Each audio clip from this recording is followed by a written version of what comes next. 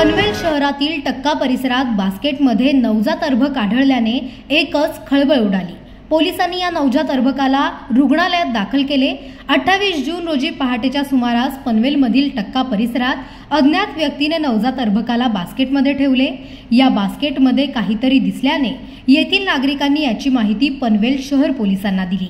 पनवेल शहर पोलीस घटनास्थळी दाखल होत त्यांनी त्या नवजात अर्भकाला ताब्यात घेतले आणि रुग्णालयात दाखल केले। या प्रकरणी पोलिसांनी एक महिला आणि एका पुरुषाला अटक केली आहे। पनवेल शहर पोलीस ठाण्याचे डीबी पथकाचे एपीआय फडतरे, पीएसआय विनोद लबडे आणि संपूर्ण टीम यांनी काल सकाळपासून सलग 24 तास अविरत मेहनत करून टक्का येथील स्वप्नालय येथे सोडून दिलेल्या अर्भकाच्या गुन्ह्याचा यशस्वी छडा लावला। याबद्दल सर्व टीमचे सर्व स्तरावरून अभिनंदन होत आहे।